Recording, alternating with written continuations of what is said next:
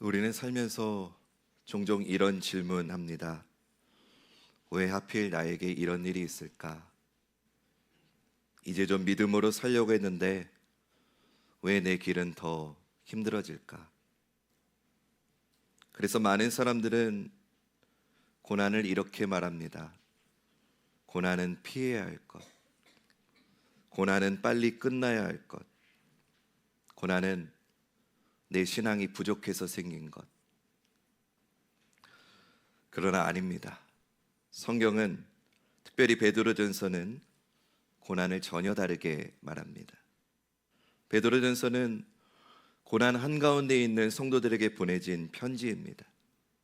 그들이 고난받고 있는 이유는 잘못 살아서 매를 맞는 게 아니라 예수를 믿는다는 이유로, 주의 자녀로 산다는 이유로 지금 그들은 흩어지고 손해보고 밀려나고 눈물 흘리던 그 사람들에게 쓴 편지가 베드로전서입니다.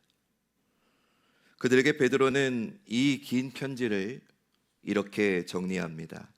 이것이 하나님의 참된 은혜입니다. 그리고 그들에게 이렇게 권면합니다. 이 은혜 위에 굳게 서십시오. 오늘 우리는 베드로전서의 마지막 말씀을 듣습니다. 이 마지막 말씀 앞에서 우리가 묻고 결정해야 할 질문이 있습니다. 나는 지금 어떤 은혜 위에 서 있는가? 편안함의 은혜인가? 아니면 참된 은혜인가? 고난을 밀어내는 신앙인가? 아니면 고난을 통해 주님의 생명이 드러나는 삶인가? 오늘 주시는 말씀을 통해 이 질문에 대한 답을 찾아가시는 시간 되시기를 간절히 소원합니다. 베드로전서는 소아시아 지역에 흩어져서 고난받고 있는 성도들을 위로하고 그들을 믿음으로 붙들어주기 위해서 베드로가 실로아노를 통해서 쓴 편지입니다. 베드로는 이 편지의 마지막 부분을 하나님의 참된 은혜라는 주제로 끝을 냅니다. 오늘 본문 12절 말씀 읽어볼까요? 시작.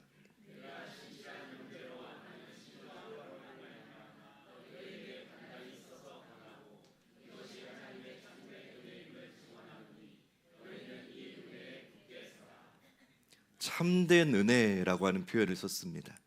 이 말은 거짓된 은혜도 있다는 거겠죠. 이것이 하나님의 참된 은혜임을 증언하노니 너희는 이 은혜에 굳게 서라라고 했습니다. 그러면 여기서 말하는 이것은 무엇을 말하느냐? 앞선 본문 10절 말씀이 그것을 알려주는데요. 읽어보겠습니다. 시작.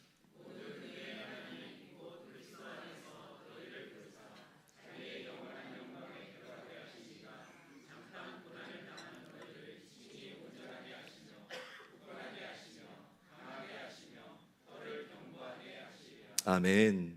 모든 은혜의 하나님께서 고난을 적극적으로 사용하셔서 친히 성도들을 온전하게 하시고 굳건하게 하시고 강하게 하시고 털을 견고하게 하셔서 마침내 당신의 영원한 영광으로 들어가게 하신다고 합니다.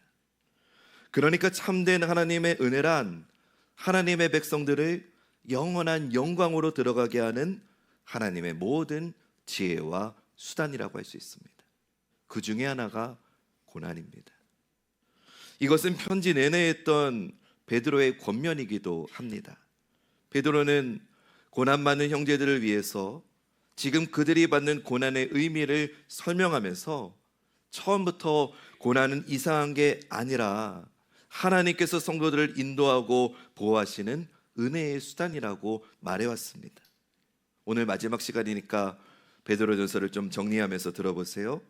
베드로전서 1장 5절과 6절을 보면 말세에 나타내기로 예비하신 구원을 보호하시는 하나님의 능력의 손길이 고난이다 라고 말했습니다. 또 베드로전서 1장 7절에서 9절을 보면 이 고난이 성도의 믿음을 금보다 더 귀하게 연단해서 믿음의 결국 곧 영혼의 구원인 보지 못하는 주님을 사랑하되 말할 수 없는 영광스러운 즐거움으로 기뻐하는 자리로 고난이 우리를 이끌어간다라고 말했습니다. 1장 10절부터 25절에서 중요한 말씀을 보니까 이렇게 고난을 통해서 이루어지는 구원은 천사들도 살펴보기를 원하는 놀라운 하나님의 지혜이니 너희 마음의 허리를 동이고 더욱 거룩한 삶을 힘쓰라라고 했습니다. 2장과 3장에서도 베드로는 성도들이 믿음 때문에 받는 고난은 의로운 고난이고 선한 고난이고 하나님 앞에서 아름다운 고난이기에 너희들은 이 고난을 위해서 부름받았다라고 말해왔습니다. 4장에서는 성도들에게 허락된 고난이 죄를 그치게 하고 육체의 남은 때를 사람의 정욕이 아닌 하나님의 뜻을 따라서 살게 하는 교정의 역할을 한다고 했습니다. 5장에 오면 베드로는 자신을 그리스도의 고난의 증인으로 소개하면서 그토록 자기가 이해하지 못했던 그리스도의 고난이 사실은 모든 불의한 자를 대신하여 하나님께로 인도하는 은혜의 길이었고 영광의 길이었다는 걸 증언했습니다. 그러니 비록 힘들기는 해도 고난이 어찌 은혜가 아니겠습니까? 고난은 자신만 사랑하고 세상을 사랑하는 우리를 하나님을 사랑하고 이웃을 사랑하는 믿음의 자리로 이동시켜 줍니다. 하나님의 능하신 손 아래에 자신을 맡겨서 하나님의 뜻을 행하는 겸손한 인생으로 변화시키는 수단이, 은총의 수단이 고난입니다. 그런데 언제부턴가 고난을 부정적인 의미로만 생각하는 경향이 생겼습니다. 저는 그건 좋은 현상은 아니라고 생각합니다. 예수 믿으면 남들보다 더 많이 가지게 되고 남들보다 더 잘 된다는 거짓 복음이 전해지면서부터 교회 안에서도 고난을 부정적으로 생각하기 시작한 것 같아요. 복이라고 하는 이름 아래에 성도들을 점점 더 세속적이게 하고 욕심 가득한 사람이 되게 하는 건 여러분 참된 은혜가 아니죠. 그건 거짓된 은혜입니다. 베드로는 고난을 부정적인 의미로 설명하지 않았습니다. 구원의 완성에 이르는 필수적인 하나님의 간섭이 고난이니 고난받는 것을 이상하게 여기지 말라고 했습니다. 심지어 고난이 주는 유익을 생각하면서 기뻐하라고 했습니다. 이렇게 편지 내내 고난이 은혜라고 말해왔던 베드로가 이 편지를 마치면서 너희들이 지금 받는 믿음의 고난은 그냥 은혜가 아니라 하나님의 참된 은혜의 수단이니 그 은혜 위에 굳게 서 있으라 라고 하면서 다시 그들을 붙들어주고 있는 겁니다. 여러분, 우리의 참된 신앙의 대부분은 주님이 주시는 거룩한 열망에서 나옵니다. 하나님을 사랑하고 이웃을 사랑하고자 하는 그 마음 말입니다. 그러나 우리의 타락한 본성에서는 이런 거룩한 열망이 나오지 않습니다. 성령 하나님께서 거듭난 성도들에게 거룩한 열망을 주어야 그것이 가능합니다. 교회 안에 있어도 끝없이 자기만 생각하고 자기만 사랑하는 사람은 아직 성령으로 거듭나지 못한 종교인입니다. 뿐만 아니라 우리 중에는 거듭나고 나서도 성령님이 주시는 마음을 따라 살지 못하고 또다시 육체의 소욕을 따라 사는 성도들도 있습니다. 이 시간 제가 누구를 지적하고 정죄하자는 게 아닙니다. 주님이 주시는 거룩한 열망을 가지고 살지 못하는 그 모습이 오늘 나의 모습은 아닌지, 우리의 모습은 아닌지 돌아보자는 겁니다. 근데 그런 우리가 하나님을 사랑하고 이웃을 사랑하는 거룩한 열망을 갖고 살게 하는 게 무엇이냐? 크고 작은 고난입니다. 우리 안에 주님이 주시는 거룩한 열망을 만들어내는 건 성령님의 역사인데 이건 사람이 만들어내거나 제공하는 게 아닙니다. 오직 하나님만이 하십니다. 성경 요한복음을 보면 이것을 살게 하는 물, 생명의 물, 다시 말해서 생수라고 표현했습니다. 근데 여러분, 생수가 언제 생수로 여겨집니까? 감사합니다. 1부 때 연습했습니다. 갈증이 날 때입니다. 타는 듯한 목마름 가운데 있을 때 생수의 가치가 드러납니다. 그럴 때 생수의 생수됨이 확인됩니다. 우리의 영혼도 마찬가지입니다. 우리의 영혼에 언제 생수가 생수로 여겨질까요? 영혼의 갈증이 느껴질 때입니다. 그러면 언제 영혼의 갈증이 느껴질까요? 대부분 고난받을 때입니다. 우리는 고난받으면서 비로소 내 영혼이 깊숙이 이 세상의 헛됨과 허무함을 절감합니다. 고난 가운데서 하나님을 더 찾게 되고 하나님을 더 알게 되고 그 사랑 안에 깊이 들어가서 그분과 함께 먹고 그분과 함께 마시며 그분과 더불어 사는 영생의 삶에 대해서 비로소 우리는 마음을 열게 됩니다. 고난을 통과하면서 우리는 성령이 주시는 생수를 마시고 자기 자신만을 추구하던 인생에서 다른 사람을 사랑하고 하나님을 향해 나아가는 참된 인생의 발걸음을 내딛게 됩니다. 그렇게 여러분, 고난은 부정적이지 않습니다. 우리가 미워서 고난을 허락하시는 게 아닙니다. 오히려 우리를 사랑하시기 때문에 고난을 주시는 겁니다. 고난은 우리를 영광으로 들어가게 하는 문입니다. 사도 바울은 이것을 고린도서 4장 10절부터 12절에서 이렇게 말했는데, 우리 다소 길지만 우리 함께 읽어볼까요? 시작.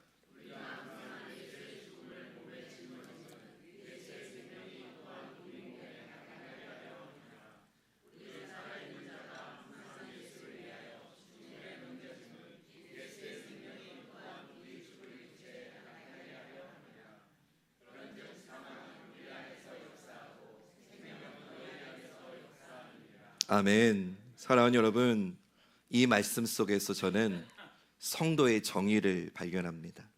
성도란 예수의 생명이 우리 몸에 나타나는 사람입니다. 성도는 그것을 위해 항상 예수의 죽음을 몸에 짊어지고 사는 사람들입니다. 성도는 살아있는 동안에 항상 예수를 위하여 죽음에 넘겨지는 사람들입니다. 성도는 그렇게 해서 예수의 생명이 우리 몸에 나타나는 사람들입니다. 내가 사는 게 아니라 내 안에 그리스도가 사는 것이 드러나는 사람들이 성도입니다.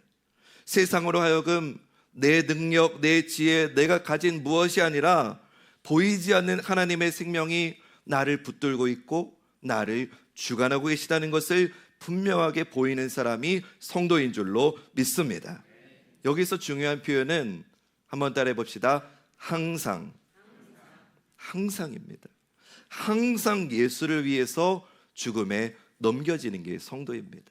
항상 예수의 죽음을 몸에 짊어지는 게 성도입니다. 항상입니다. 어쩌다가가 아닙니다.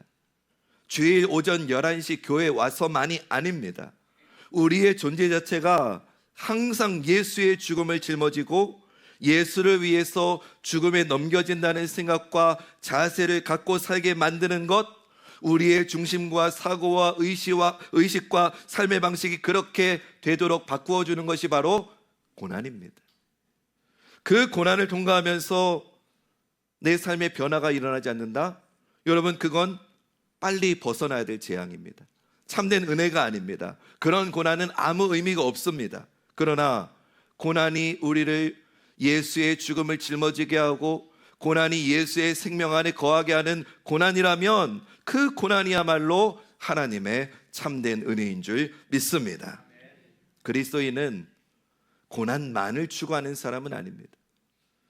두 팔 걷어붙이고 무조건 고난받아야지, 이게 그리스도인은 아닙니다. 그러나 그렇다고 해서 고난을 피하는 사람은 더더욱 아닙니다.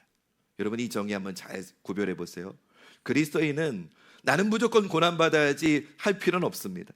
그러나 고난이 왔을 때 그 고난 속에서 나와 함께 계시는 주님을 믿음으로 바라보는 사람이 그리스도인이지, 고난을 무조건적으로 회피하는 건 그리스도인이 아닙니다. 왜냐? 우리 성도들에게는 더 이상 죄의 형벌이나 심판으로서의 고난은 없기 때문입니다.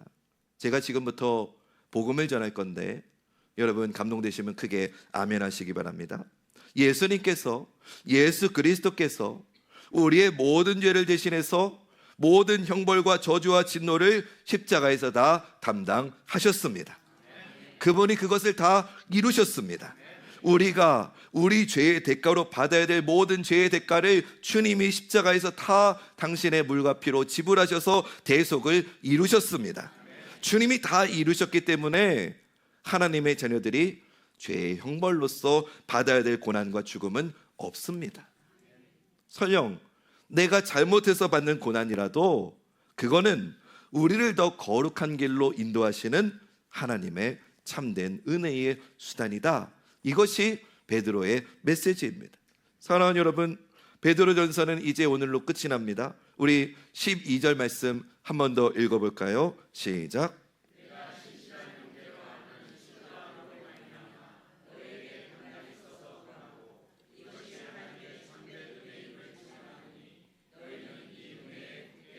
아멘. 마지막 부분이 중요합니다. 너희는 이 은혜에 굳게 서라.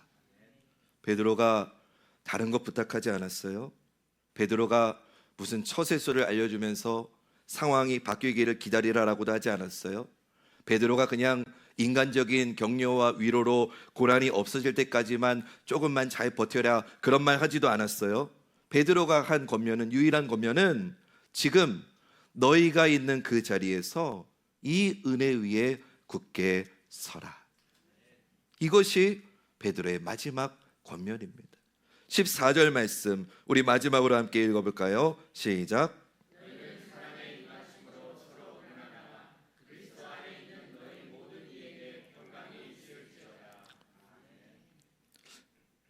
이 말씀은 뭐 성경을 읽을 때에도 마무리 그냥 인사말인가 보다 하고 그냥 지나가던 말이었는데 이번 주일 설교를 준비하면서 이 마지막 14절이 저에게는 계속 울림이 되었습니다.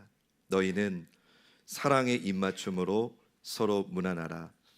그리스도 안에 있는 너희 모든 이에게 평강이 있을지어다. 이 말을 어떤 상황 가운데 했을까 생각해 보니까 고난이 끝난 가운데 이 말한 게 아니거든요.